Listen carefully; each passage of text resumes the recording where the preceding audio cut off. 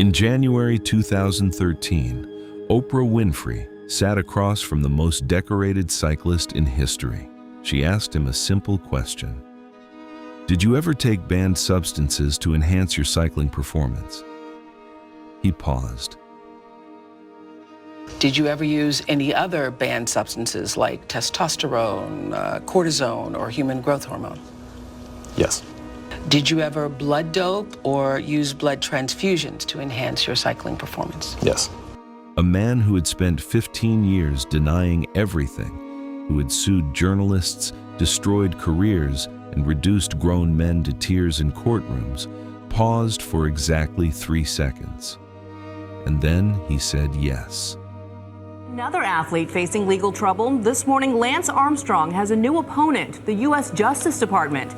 The feds have joined the fraud suit against the former cyclist hero, accusing him of ripping off the U.S. Postal Service for more than $30 million. What followed wasn't just a confession. It was the unraveling of the most sophisticated doping operation in the history of professional sport. A scheme so complex, so carefully constructed, and so deeply embedded in the institutions that were supposed to stop it, that the people meant to catch him were helping him hide. This is the story of Lance Armstrong. 7 Tour de France titles, 1 drug, and a cover-up that went all the way to the top of cycling's governing body. Lance Armstrong was not supposed to survive. In 1996, at 25 years old, already a world champion cyclist, he was diagnosed with stage 3 testicular cancer. It had spread to his lungs, his abdomen, and his brain. His doctors gave him less than a 40% chance of living. He survived. And when he came back to competitive cycling in 1998, something had changed. Not just his body, which had been rebuilt from the inside out by chemotherapy, but his mentality. Armstrong returned to the sport as something closer to a force of nature than an athlete, obsessive, relentless, controlled in a way that unsettled even his own teammates. The way sometimes he'd almost make it look so easy when he was riding away from top-tier cyclists, just riding away from them. He made the rest of us sometimes just look, pathetic. And, others were doping as well. And it just seemed like there was something else in his tackle box, so to speak. In 1999, he won the Tour de France for the first time. Then again in 2000, 2001, 2002, 2003, 2004, 2005, 7 consecutive victories. An unbroken streak that had never been achieved before and, after everything that followed, would never stand as legitimate again. The public loved him. Sponsors adored him. Livestrong wristbands sold by the millions. He was cancer's greatest survivor, sport's greatest champion, and America's greatest comeback story. All at once. Behind that story was a secret the entire peloton already knew. The greatest deception in sports history. Justice Department officials are now recommending the department join a federal lawsuit against the disgraced cyclist.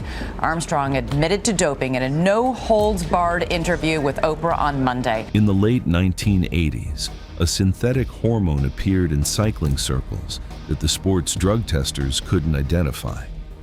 It wasn't on the banned list, not because it was considered acceptable, but because the tests to detect it didn't exist yet. The hormone was EPO, erythropoietin. Naturally produced by the kidneys, EPO signals the body to create more red blood cells. More red blood cells means more oxygen delivered to muscles. More oxygen means an athlete can sustain higher intensity for longer without fatigue. For endurance athletes, particularly cyclists, it was transformational. Studies conducted in the early 1990s suggested EPO could improve performance by up to 10%. In a sport where the Tour de France is often decided by margins of seconds over 3 weeks, 10% isn't an advantage. it's a different race entirely. By the mid-1990s, EPO was spreading through the peloton like a managed program. Not something athletes stumbled onto alone, something administered, dosed, and tracked by team doctors. When Armstrong returned from cancer, he didn't return to a clean sport. He returned to a sport that had quietly constructed an entire pharmacological infrastructure around EPO, blood transfusions, testosterone, and human growth hormone. And according to testimony from over 20 former teammates, Armstrong didn't just participate in that infrastructure, he ran it. And so we walked up to where the customs guy was at the window, and he didn't stop, he just kept on walking, and the guy said, "Hey, I need your passport," and he said, no, we don't do that. And then the guy noticed who he was, and he said, "Okay, you guys can go." He just kept walking. The USADA, the United States Anti-Doping Agency, spent years building its case. When it finally published its report in October 2012, it ran to over 1,000 pages. The agency called what Armstrong had orchestrated the most sophisticated, professionalized, and successful doping program that sport has ever seen. That wasn't hyperbole. It was a documented finding. Here's what the operation actually looked like. Team U.S. Postal Service, Armstrong's squad through most of his dominant years, employed a team doctor named Michele Ferrari. Ferrari was already controversial. He had been investigated by Italian authorities for his work with other cyclists.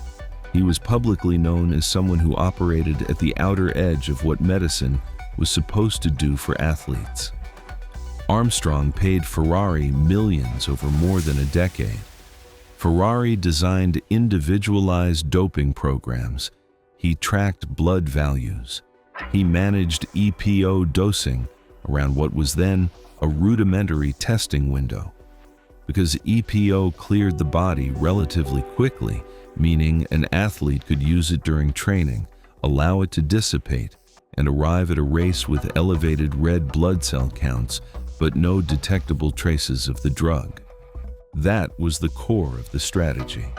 Not reckless abuse, precise, data-driven microdosing that kept athletes inside the parameters testers were measuring while maximizing the physiological benefit.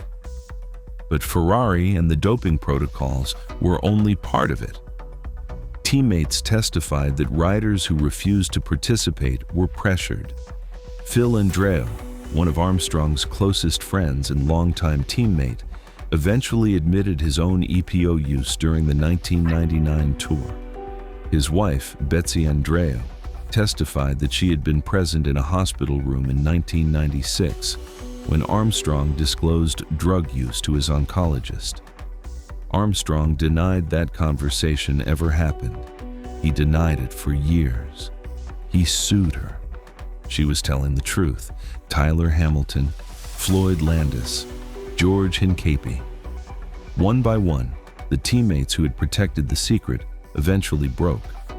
Landis, himself a disgraced Tour de France winner, was the one who first sent a formal complaint to the USADA in 2010.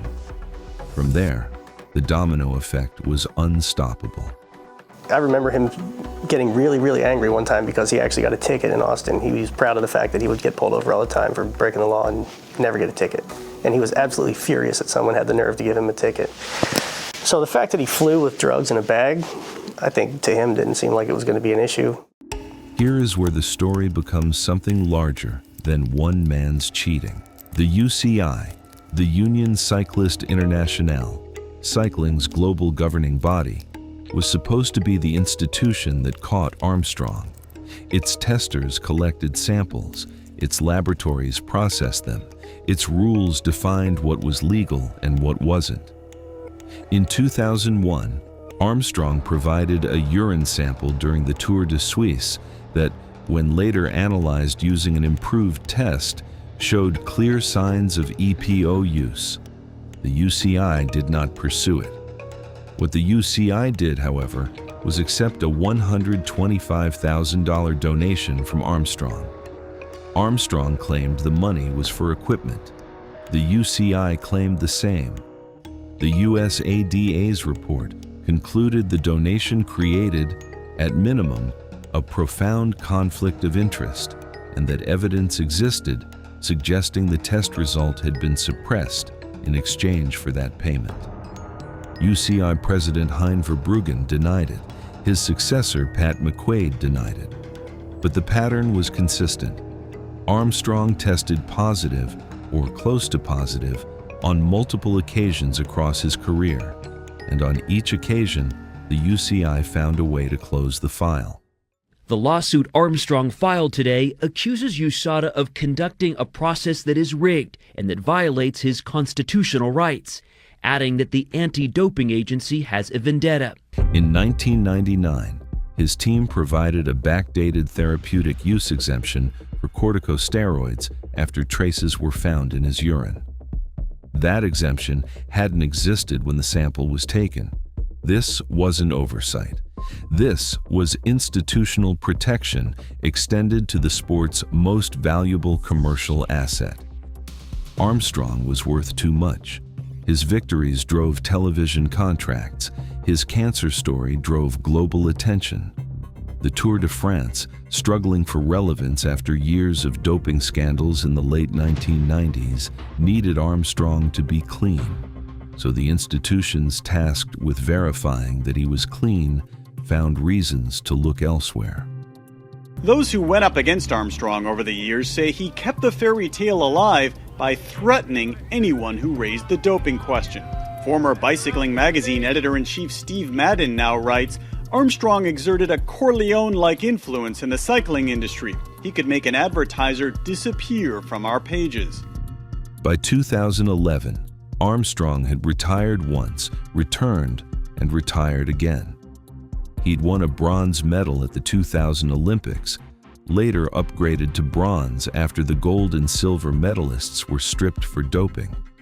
He had filed lawsuits against journalists, newspapers, and former teammates who told the truth. He had won those lawsuits sometimes. Then the USADA filed formal charges in June 2012. Armstrong declined to contest them. He announced he would not enter arbitration. That decision, framed publicly as a principled stand against a witch hunt, was, in legal terms, a forfeiture.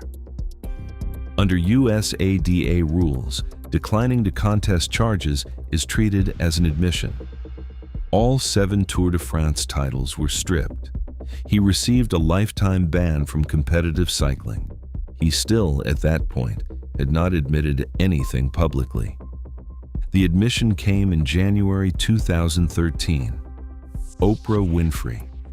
A 2-part interview that tens of millions of people watched. He confirmed EPO. He confirmed blood transfusions. He confirmed testosterone. He confirmed that he had used performance-enhancing drugs in all 7 Tour victories. He confirmed that he had aggressively pursued and attacked people who told the truth about him. He described what he had done as ruthless and inexcusable. He also, in the same interview, denied that the UCI had been paid to bury a positive test. That particular denial has been contested by virtually every independent investigation conducted since. And today, the final chapter in his epic fall from grace. Once an American hero, now officially stripped of his 7 Tour de France titles. And tonight, Armstrong is facing an avalanche of lawsuits. Armstrong's confession was structured as personal accountability, but the damage wasn't personal. Betsy Andreo spent years being called a liar by one of America's most celebrated athletes, publicly, through lawyers, through surrogates and media. Her husband's career was derailed. Friends who had known the truth were forced to choose between their livelihood and their integrity. Christophe Bassons, a French writer who was openly critical of doping culture during the 1999 Tour, was harassed out of professional cycling. Armstrong personally rode alongside him during a stage and told him to leave the sport. He did. Emma O'Reilly, Armstrong's former soigneur, a massage therapist who carried drugs across borders as part of her job and later told her story to journalist David Walsh, was sued by Armstrong and called a prostitute and a drunk in legal filings. Armstrong later settled the case and apologized to her personally. These were not collateral damage, they were targeted. Anyone who threatened the operation was systematically discredited by a man with extraordinary resources and a legal team permanently on retainer. The cost of protecting the lie was paid by the people who refused to repeat it. Lance Armstrong was never fully criminally prosecuted. A federal criminal investigation was opened and eventually closed without charges in 2012. Civil suits, including one from the U.S. government, resulted in a $5 million settlement in 2018, a fraction of the $100 million the government had initially sought. When it comes to the doping, would you do it again? You know, if I was racing in 2015, no, I wouldn't do it again, because I don't think you have to do it again. If you take me back to 1995, when it was completely and totally pervasive, I'd probably do it again. He remains banned from competitive cycling for life. The 7 Tour de France titles remain officially vacant, not reassigned to runners-up, vacant, because the podium from those years was so thoroughly contaminated by doping that there was no clean result to award. What Armstrong left behind isn't just a scandal. It's a question about the architecture of elite sport, about how institutions designed to protect integrity instead protected their revenue, about how a governing body accepted a 6-figure payment from the athlete it was supposed to test, about how sponsors, broadcasters, and federations all had financial reasons to believe the story and look away from the evidence. Armstrong was the most visible node in a system that needed him to be clean. He wasn't, and nobody whose job it was to find out wanted to know. The confession on Oprah's couch didn't just end a career. It exposed something about the gap between what professional sport presents to the world and what it permits in private.